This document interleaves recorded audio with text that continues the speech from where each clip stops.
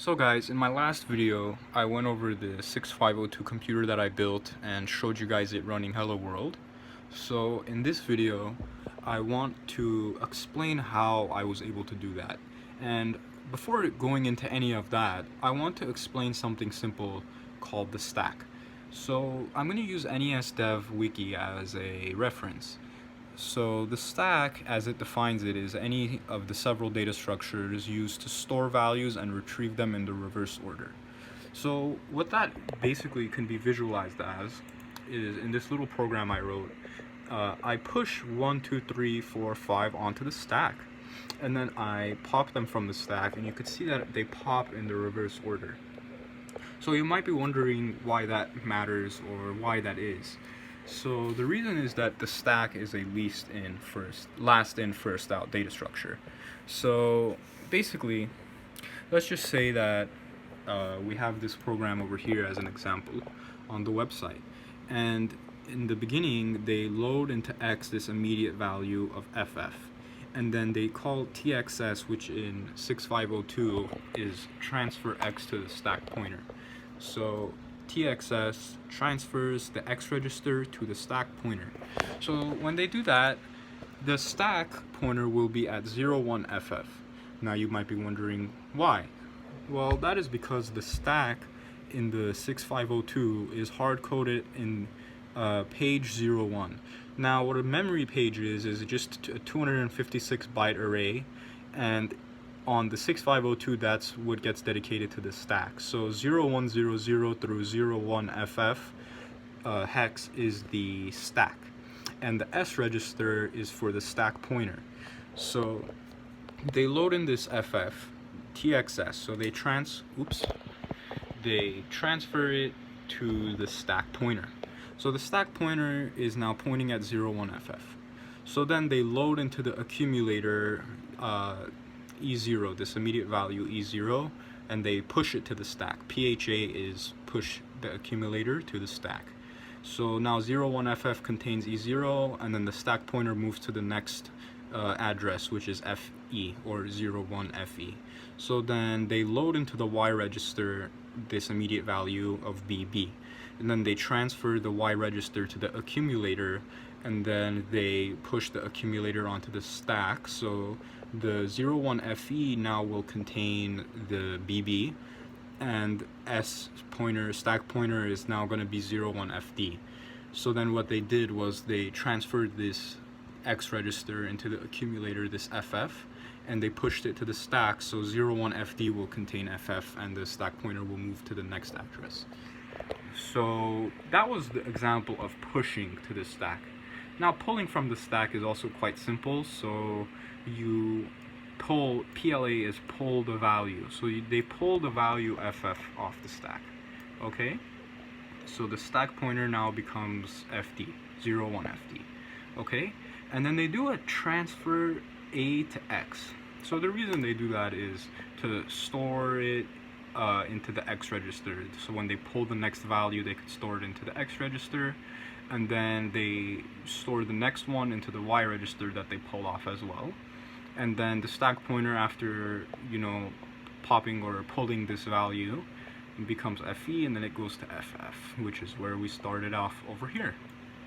So now that you have a good overview of the stack, I kind of drew it on a piece of paper. So this is the stack push. So we pushed our E0 FF, we pushed BB at 01FE, and then they took that FF and put it onto 01FD. And this is to represent the stack pointer. And then when they were pop or pull, depending on what architecture you're talking about, in 6502 it's called pulling. So they pull the FF, they pull the BB and the E0, and the stack pointer resets back to 01FF. So you might be wondering how this relates to the Hello World program. Well, I wanted to, basically when I made the program, I wanted to put all of the characters onto the stack into kind of a character array, or a C string, and I wanted to loop through those locations of memory that we pushed those values onto, and I wanted to output them to the LCD. So how do you do that? Well, first of all, to start off the program, what I did was I loaded into the accumulator this value ff, which is just binary for all ones, and then I stored that at 6002 address, which is port B on this versatile interface adapter 6522. And because of my address decode logic, which follows Ben Eater's address decode logic, it's going to basically turn on all of port B as outputs. And then on port A, on port A, I wanted to put this value of E0, and let me make it a little clearer that it's an immediate. I wanted to put E0 because I only need 3 outputs on that port, the rest can be inputs. And so the higher 3 bits are set as outputs, and the other bits are all connected to buttons, as you could see, which are not doing anything for this program. So then we store it at address 6003, which is the address for port A. So port A now is set up. So then I have to clear the display. So the way that I do this is the display has 3 pins. It has a register select, an enable pin, and a read-write pin. So the read-write pin, we want it to be on 0. We want the enable to be 1 since the enable is actively low, and the register select should be in 0 because we're in command mode. So then we output that to the A port, and then we put this data in here, which corresponds to clearing the display, and then we store that at the B port, port B, because that's where our data is hooked up for the display, as you saw in the last video. And then we set E enable to 0, and RS is going to still be 0, and read write will still be 0, and then we output that to our control A port. So that's us clearing the display. So to initialize the display, first this all starts off the same, but the data that we put in is different. The data is, we're setting it to 2 lines, 5 by 7 pixels. So that's how the display is, and each little square is 5 by 7 pixels, and it's 2 lines, and each one is an 8-bit value. So that's that. And then we want to turn the display on, turn the cursor on, and make the cursor blink. So that's the code for that. And then to put it into entry mode, and we want to also increment the cursor's position, this is the code for that. Okay, so that's just initializing the display. Next, we want to push each character in the string hello world onto the stack. So over here we push hello, so we begin the stack at ff01ff. So we do what they did, we load into xff and transfer that to the stack pointer, and then we start here. So we load into h, okay, and that's the hex value for h, and then we push it to the stack, and the address that it goes to is going to be 01ff. Okay, and then we load into A, the next character, same thing. So we do that for every character. Okay, even for the comma, for the space, for the world, and this what do you call that, exclamation point at the end. So that's all done. So here we enter a loop, and we print each character to the LCD.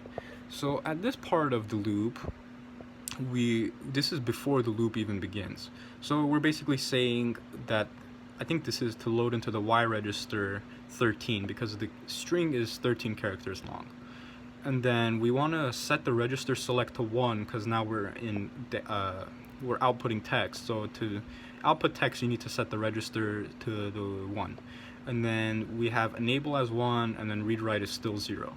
So then we output that to the control, and then we're going to de-increment Y, and then we're going to load, basically, so this was address 01F3 where the exclamation point is, because of how we push to the stack, you can see.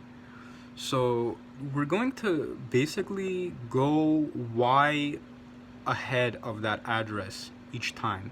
So in the beginning we're going to be at, so we decremented Y, so we're going to be at the H in the beginning, okay? And then we're going to store that at the B port, so output it, and bring the enable low, and then output that to the control, compare this loop, the value in the Y register to 0, and loop until it reaches 0 because we're decrementing Y. So then you would output the H, and then you would go, 13 minus 1, so then you would output the E, L, L, O, comma, space, W, O, R, L, D, and then the exclamation.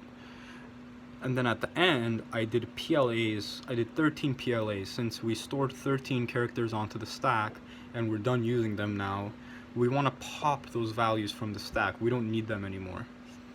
So one other thing we can do instead of this, that we do load A F3Y with this absolute Y addressing, is I think that we can actually do a PLA each time. So instead of having 13 PLAs down here to deallocate the stack, maybe we can actually do something a little bit smart there. So right now you can see that this will actually output hello world. Okay, so instead of doing this, let's exit from here, and then let's go into stack hello world, and let's edit it with the Python IDE. And then instead of having all these PLAs down here, we could, instead of doing this, we can just do PLA in there. So it's going to be 0x68. So let's comment out this line, and let's do PLA. Okay, or I'm really stupid. This.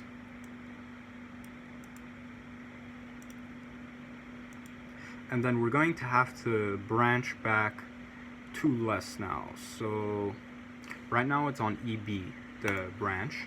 So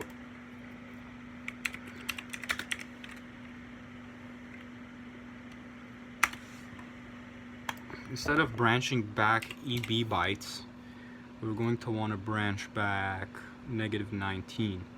So that would be ED if I'm not wrong.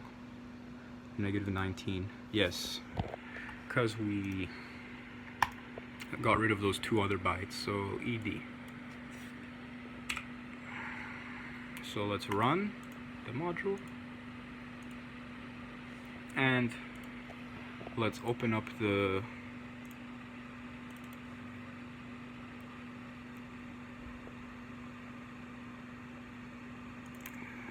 open that up, the ROM file it generated, and I'll just pop the IC out of its socket.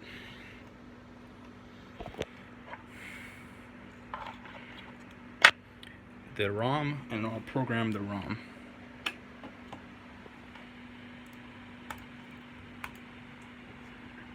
And I put it in the wrong way by accident.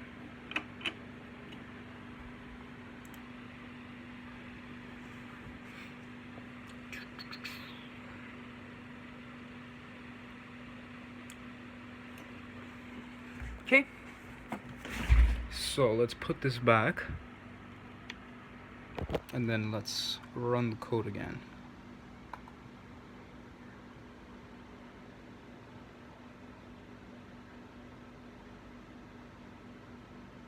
So you could see something funny happened. It printed out hello world, but it did it in the reverse order. So you might be like, why?